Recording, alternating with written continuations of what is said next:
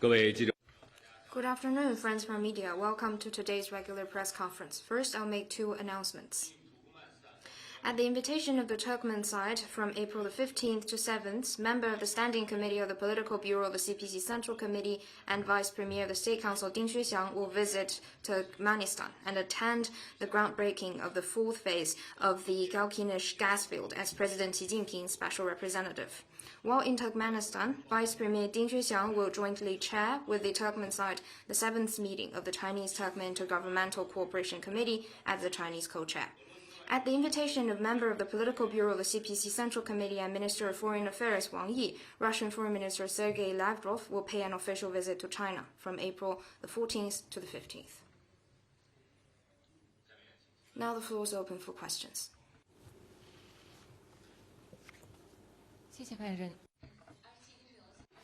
RTTV. Yesterday, local time, U.S. President Trump ordered military blockade on the Strait of Hormuz and measures against countries having energy trade with Iran. Trump, in an interview, called on China to buy U.S. or Venezuelan oil, was China's comment. And how does China view the safe passage of the strait and energy issues? The Strait of Hormuz is an important route for international goods and energy trade. Keeping it stable, safe, and unimpeded serves the common interests of the international community. The obstruction has its root cause in the conflict in Iran, and the only way out is a ceasefire and end of hostility at an early date. All sides should be calm and exercise restraint, and China stands ready to continue to play a positive and constructive role. Regarding the purchase of oil, China stands ready to work with all sides to safeguard the energy security and unimpeded supply industrial chain of the world. But the first thing we should do to solve this is to bring peace and stability back to the region. Venezuela is a sovereign country and has full permanent sovereignty over its natural resources and economic activities, and has the right to independently choose its cooperation partners with no other country pointing their fingers. Next one, please. 谢凡人，新华社记者。 Xinhua News Agency. You have just announced the Russian Foreign Minister Lavrov's visit to China tomorrow. How does China view its relations with Russia, and could you share the arrangements of the visit? China and Russia are comprehensive strategic partners of coordination for a new era. In recent years, the two countries are committed to deepening lasting good neighborliness and friendship, expanding comprehensive strategic coordination, and upholding win cooperation. The two sides maintained close communication and coordination in international and regional affairs, making important contributions to promote an equal and orderly multipolar world, reform and improve global governance, and safeguard international fairness and justice. During Foreign Minister Lavrov's visit in China, the two foreign ministers will exchange opinions and coordinate their positions on development of bilateral ties, cooperation among various fields, and international and regional affairs. We will continue to share information about the visit. Please stay tuned. Next one, please. 发言人好，环球时报记者提问。 According to reports, the TISA party has declared victory in Hungary's 2026 parliamentary election held in April the 14th. Prime Minister Orban has conceded and sent congratulations to the new Prime Minister. What's China's comment, and what's her expectation for China's-Hungary relations going forward? We congratulate the TISA party, led by Mr. Peter Magyar, on its victory in Hungary's 2026 parliamentary election. China attaches high importance to growing ties with Hungary. We stand ready to work with the new Hungarian government on the basis of mutual respect, equality, and mutual benefit, to step up high-level exchange, deepen political mutual trust, expand practical cooperation and people-to-people exchange, to bring more benefits to both peoples. 下一个问题。 Next one, please.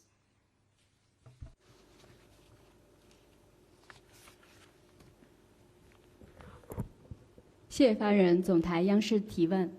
近日，由国家体育总局、中央广播电视总台、中国人民对外友好协会共同主办的中美乒乓外交50 Recently, the commemoration event of the 15th anniversary of China-U.S. ping-pong diplomacy and launch of China-U.S. Youth Sports Exchange event was held in Beijing. President Xi sent a congratulatory letter. What is the significance of the event, and what can we learn from the event to further develop China-U.S. ties? 55 years ago, ping-pong diplomacy broke the ice between China and the United States, opened the doors for exchanges, and effectively enhanced mutual understanding. 55 years on, the bond built through ping-pong has been carried on from generation.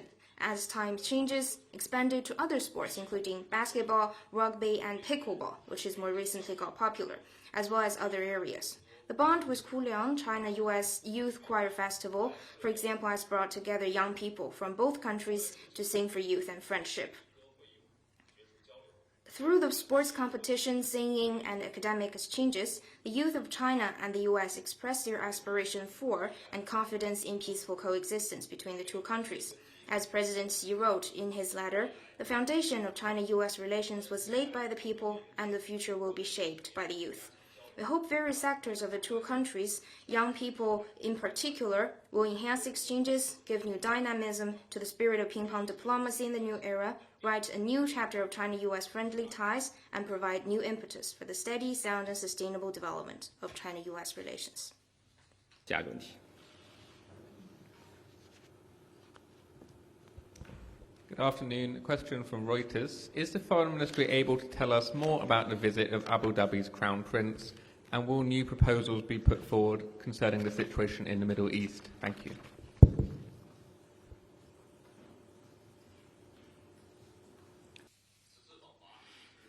It's His Highness Crown Prince's first visit to China, during which President Xi Jinping will meet with him and Premier Li Qiang will hold talks with him to exchange views on bilateral ties and issues of mutual interest. The UAE is China's comprehensive strategic partner. Over the past 42 years, since the establishment of diplomatic ties, China-UAE relations have maintained sound and steady growth. Over the recent years, under the strategic guidance of the two heads of state, political mutual trust between the two countries have been consolidated with steady progress in practical cooperation and closer people-to-people and cultural exchanges, delivering benefits for the two peoples. China looks to work with the UAE for new progress in our bilateral ties and greater benefit for the two peoples through this visit. 下一个问题。 Next one, please. Thank you. Question from AFP.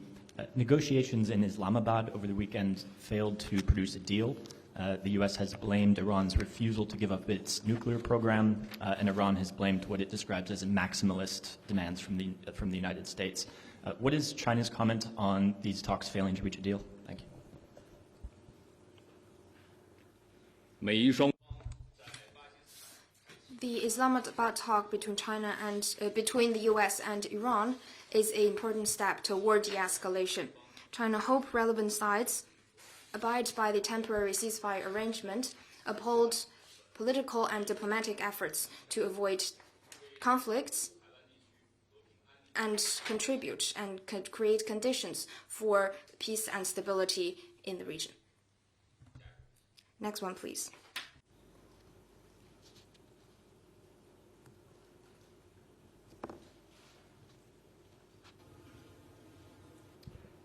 US President Donald Trump has said that the Pope is, quote, unhelpful for foreign policy. Does the Foreign Ministry have any comment? Thank you.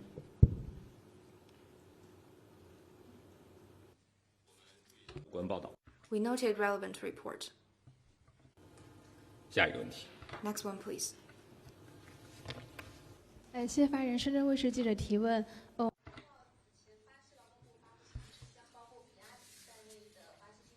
We noted that recently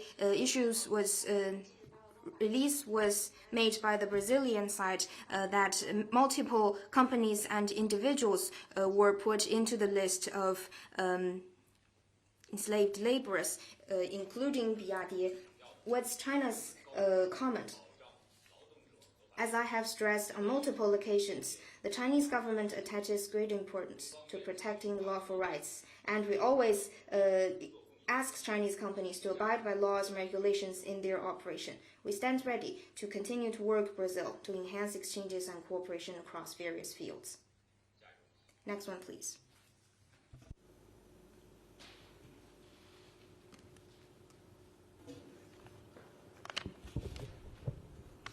Thank you. Question from RIA Novosti.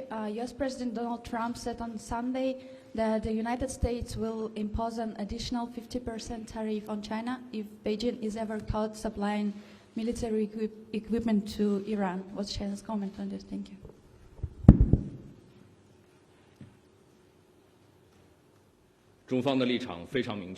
China's position is crystal clear. There's no winner of a tariff war. Next one, please.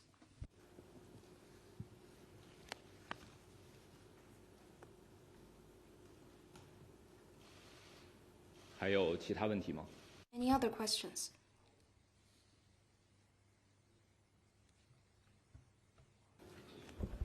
Hi, some questions from Bloomberg. First, I wanted to ask about the Philippines. The Philippines National Security Council said at a briefing that laboratory analysis confirmed that bottles recovered from Chinese boats near the second Thomas Shoal in February and October 2025 contained cyanide. We're wondering if the Foreign Ministry has any comments. We're also wondering if China has a position on the U.S. blockade. And in addition, is there any response to reports that China is planning to send weapons to Iran, as well as reports that China has already sent dual-use technology and components to Iran? Thank you. 两用物项，中方对此有何评论？ On your first question on the Philippines, I would like to stress that Renaijiao is part of China's Nansha Qundao and is China's territory. The Philippines vessel is illegally grounded in Renaijiao. This has severely undermined its ecology and environment, and this has been verified by relevant reports. The Philippine side also illegally harassed Chinese boats, seized their daily necessities, and set up the self-directed farce of so-called use of cyanide. This is neither credible nor worth refuting. Regarding your second question, I have made clear China's position before. On your third question, China always took a prudent and responsible attitude toward the exports of military items and carried out strict regulation in accordance with the export regulation laws and regulations, as well as international obligations. We oppose groundless smearing or ill-intended connection.